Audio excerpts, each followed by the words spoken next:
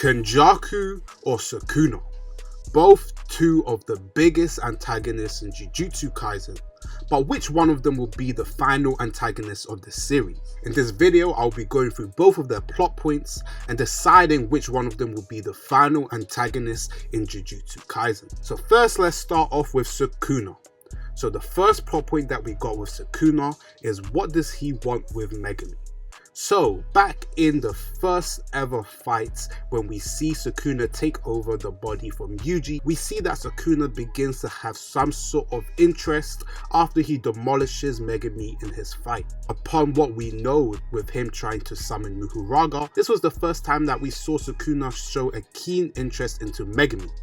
The second time is now in Shibuya. So after the events of Shibuya and Megumi had summoned Muhuraga, we were in a situation where Sukuna had left from his fight with Jogo and preparations with Urame to then save Megumi, because he specifically said, "I have something for you to do in the future." So with this being a key plot point and something that has been constantly brought up throughout the series, I believe it is a key point that will be explained and is something that is important towards the end of Sukuna's story. Now, the second plot point to be explored is Sukuna's strength. We've had many indications from Sukuna saying things that were super interesting, especially in regard to Jujutsu. For example, when he uses a domain expansion against the finger bearer, he talks about how we do not know what true Jujutsu is. Similarly, in the fight against Jogo, he demonstrated things which can indicate to us that Cleave and Dismantle is not his curse technique, and even his POV saying, "I will not reveal my curse technique" as cheating, indicates to us as the audience that we right now have not seen what Sukuna's curse technique is. What is the meaning of curses and true Jujutsu, and what is Sukuna's curse technique overall? I believe these are three interesting plot lines which will explain a lot of the mysteries related with Sukuna, and it's things as the audience that we would like to see get explored. Fight of the Honored Ones. So Gojo versus Sukuna. For us as the audience, everything in the series has indicated that they will fight. With Sukuna's first ever appearance, with Gojo deciding to clown him, the first thing he said was once he gets his body back, the first person he will kill is Gojo. So with the fact that he himself has indicated a challenge to Gojo, and Gojo even himself indicating that he believes he can beat 20 Fingers Sukuna, I believe that everything in the series has foreshadowed these two combatants to eventually have their fights. Moreover, with them being so far ahead in strength compared to the rest of the verse, it makes sense for them to both conclude with their stories with either both of them dying or one of them dying. At the end of the day, I think us as the audience and for everybody, we are expecting this fight to happen, and I think we would be disappointed if we did not have Gojo versus Sukuna. Now, Sukuna's backstory. At this moment of time, there is so much mystery, like I've talked about, in regard to Sukuna. His origins and what he has become. Even though he is said to be a human who has been turned into cursed objects, there's a lot of things that give similarities of that of curses, and specifically similar to that of Tengen's kind of form. So it gives us an indication what was this potential enlightenment that he has gone through to be able to achieve a form that we have seen in his past. Moreover, I think even him becoming the king of curses is something that us as the audience would like to see. And with Kenjaku being an individual who knew Sukuna back in the day, he has indicated that he is the strongest sorcerer that he has seen.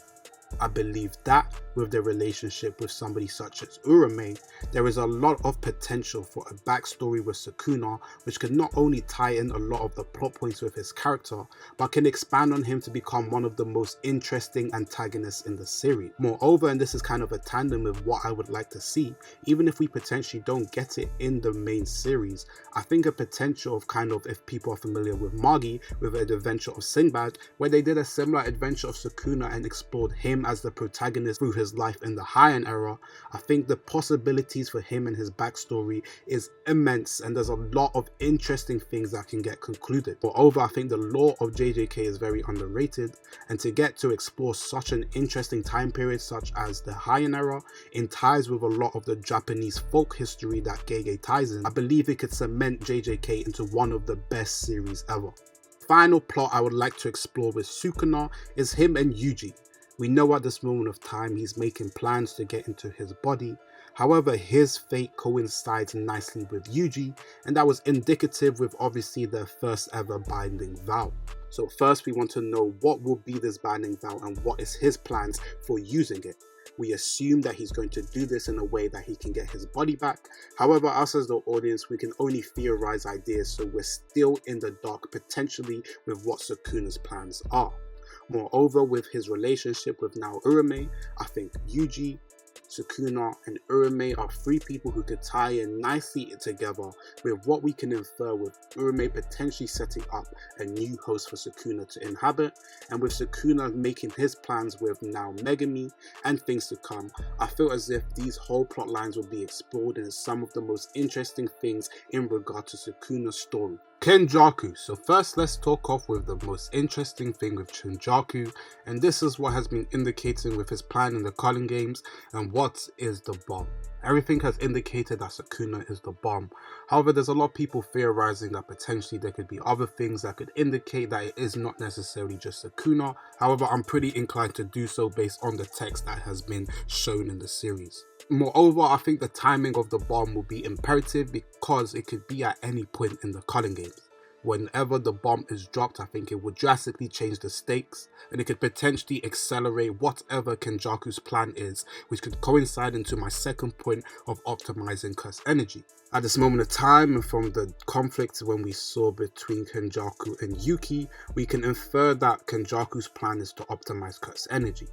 Now, more in ties with what we got from Tengen, we found that Tengen said that he's trying to merge with Kenjaku, in which would be the worst case for humanity. Kenjaku would be able to basically achieve his goal of creating chaos that he himself cannot control.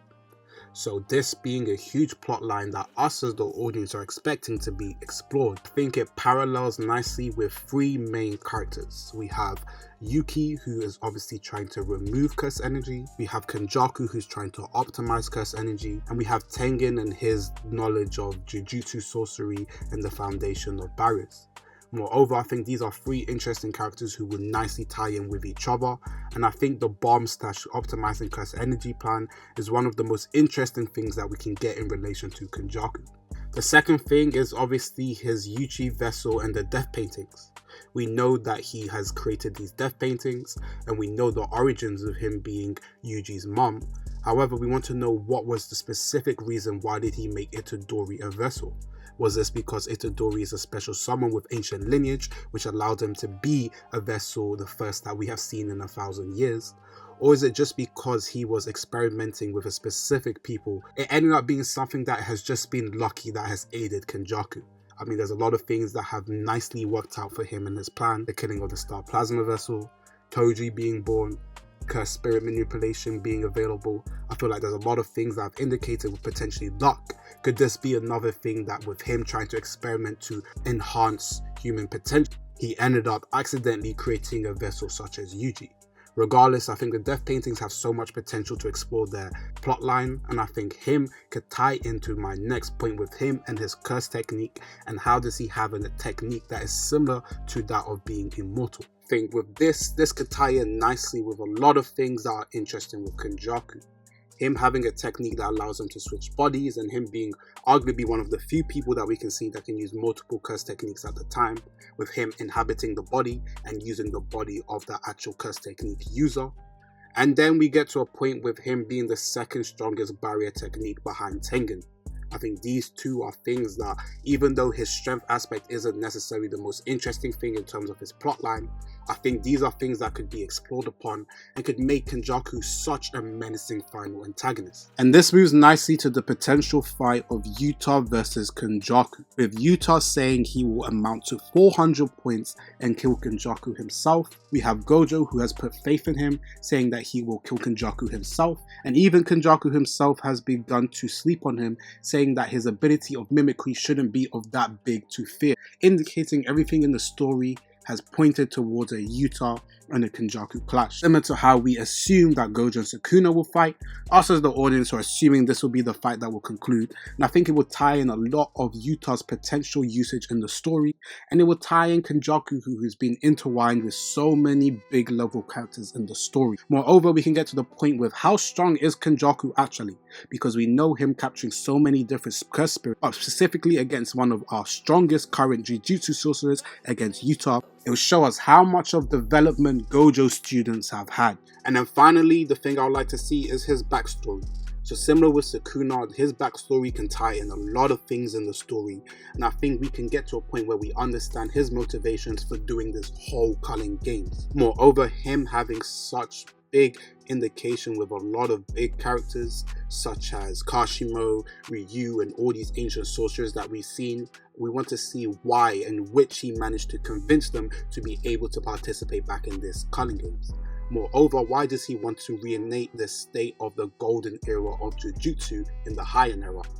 By achieving this, would this mean that he'll end up concluding in his story, or is this all just part of his plan? I think there's so much to do with Kenjaku in the story, that he intertwines so nicely with so many characters in the story, that he's such a big player that I feel getting a backstory would be criminal in my honest opinion. Now, before I decide who would be the final antagonist, and from the poll that we have done, I can indicate that some people believe that there potentially will be a new antagonist brought back.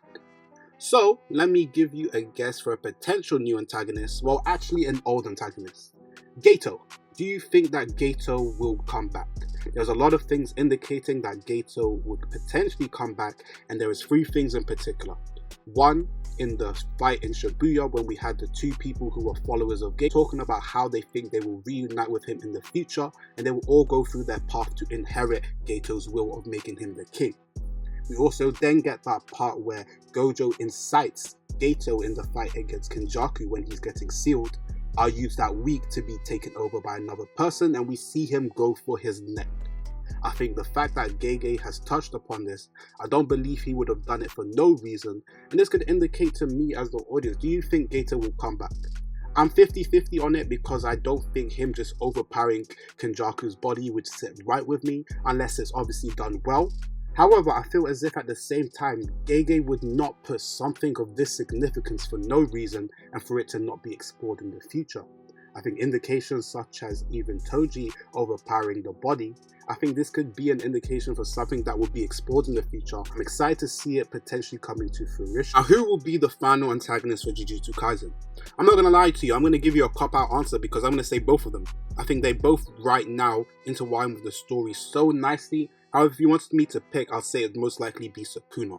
Right now, from what we've seen, the CUlling games is the main objective from Kenjaku, and whatever comes from this will then accelerate to his plan of chaos. So potentially the chaos that he has could eventually potentially overrun him so much that it gets to a point where he dies himself, but ends up succeeding in his plan.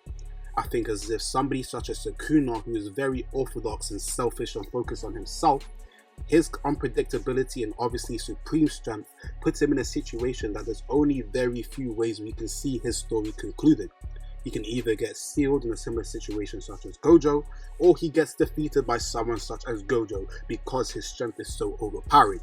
Even though Kenjaku's strength rise is one of the strongest in the series, the fact that the story has begun to match him up with someone such as Yuta gives us an indication that there is a possibility that he can be defeated by our main cast.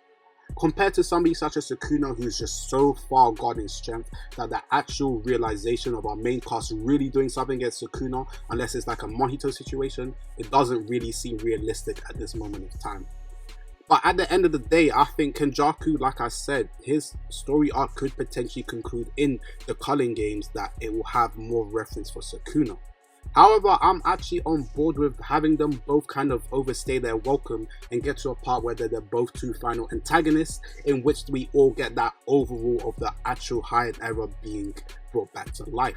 This will have a situation where it would be in maybe an all-out war where it's everybody against everybody, and it could kind of give us an indication to the moments of the past that Sukuna and Kenjaku are trying to bring back. So I think that is kind of to conclude on my thoughts. I mean, it's very brief because at this moment of time there is, like I said, with all the plot points, there is so much still to come from both of them. I feel a lot of Kenjaku's plot points kind of end in the CUlling games. However, with the way Gege set things up, we don't know how much planning Kenjaku has done, so we don't know the extensive level of his plan. Moreover, someone such as Sukuna, even though he is selfish and a little bit more whimsical, he still seemed to have a dedicated plan that he's trying to achieve, and that was shown with his relationship and conversation with Urame. So the fact that these two and their overall plans haven't been concluded right now, I believe if you tell me to pick, it will be Sukuna who's the final antagonist. However, I can easily see both of them being the final antagonists. Okay, so this part I'll be responding to the interesting comments that were put in the poll about Kenjaku and Sukuna. So first, let's go with S. I apologize, I can't say your full name, so I don't want to butcher it. But honestly, I think Kenjaku, he's just so intertwined with too many characters.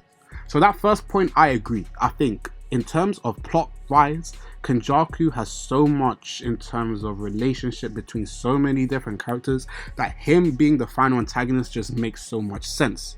So he goes on to say, with our MCs focusing on undoing Kenjaku's plan and fighting him and the group, assuming that the CUlling game succeeds, he believes that Gojo and Sukuna will take care of each other. And I think, listen, that's a very good and valid point. I think Gojo and Sukuna is the avenue that we're expecting. And Kenjaku being the final boss would make so much sense. He has the most ties with so many people in the main cast. There's more than just Yuji, like legit there's at least 4 or 5 different people I've mentioned during the video that has a relationship with someone such as Kenjaku, such as Choso and etc. that I feel like he has such a big play to come, and I completely understand with S having Kenjaku as the final villain. So we go to Body Salem and he feels like it could be both at the same time, and this is kind of what I'm thinking as well. I feel like there will be a major arc after the CUlling games that it succeeds in both Sukuna and Kenjaku will be the final villains, with everyone fighting separately to obtain a certain goal. This is exactly what I want to happen. If you ask me my honest opinion, this is akin to everything I want, because I believe at this moment in time we don't really need that many major antagonists but maybe minor ones. Unless Gege wants to do something with that obviously Gato plotline, I believe these two just make so much sense being the final antagonists, and they've had the hype from day one, concluding with everything in the story. So Isaiah says, I don't think Sukuna can be the final threat, mainly because Kenjaku can absorb curse spirits. So he already has Mahito. Says if Kenjaku can absorb someone like Tengen and potentially other curse spirits, he believes he can surpass Sukuna. So this actually isn't a thought I've necessarily had. I feel as if me personally, I've always thought Gojo and Sukuna are just so far ahead that the gap between someone such as Kenjaku and Yuta is just so big that I don't think he could catch up. However, if we're going to be introduced to way more curse spirits and different things, that could potentially be a good way for obviously Kenjaku being able to get to a point where he can contend with them. I disagree with surpassing because, listen, 15 finger Sukuna is an issue, and I feel like the gap between 15 finger Sukuna and 20 finger Sukuna is going to be so monumental that you can't be called the strongest being for 1,000 years for them to make up the deficiency. However, we never know, and I think that is a good avenue and potential way of looking at the potential conclusion. And then Annie Top says it's 100% Sukuna, with him being the only person who's been here from the start of this series. And I mean, listen, it makes sense. Normally when you have someone who has been hyped up from the beginning, I think the fact that he obviously shares the body with our main character in Yuji is put him in a situation where he was always going to be a key player towards the obviously conclusion of our main character. So I completely understand that, and I think I agree with a lot of the things that he said. I mean, there's a lot of indication with Sukuna being the final boss, and the biggest issue to that is obviously what will be the conclusion of this Gojo and the eventual Sukuna fight, if that is what the avenue we go through. And then we got Deku, who has decided to switch series and jump into JJK, and he says that Kenjaku will be stopped before his plan comes to an end, and Sukuna will be brought back to life by Megami. So this is a lot of things that people have theorized with the 10 Shadows technique being able to bring back Sukuna's real body. So I think it goes inside with a lot of the kind of theories that people have been expecting. Or he also goes with the other idea, which is Gojo will deal with Sukuna while the students deal with Kenjaku, which is kind of the theory I agree with.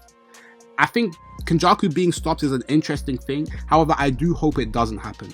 I feel as if he was going to be stopped, I'd rather it happens with his chaos is too much that he can't control, rather than he's stopped by the main cast, unless Gege does something insane with it. But we'll have to see how it is an eventual, obviously, conclusion. Then we have Bradley here who talks about he hopes the 3 OG vengeful spirits get reincarnated, and I completely agree.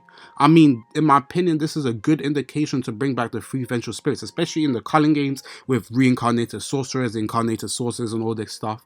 I believe it's such a good key way to be able to tie in such an interesting part of the story. And with them be coming from the 3 major clans, listen, the potential is limitless. We could see the original 6 Eyes user, the original blood manipulation, the original 10 Shadows technique users potentially become vengeful spirits and see how much of a difference it is. I feel like the concept, and especially with bringing someone such as Naoya, I believe the vengeful spirits will be explained a lot more in this arc.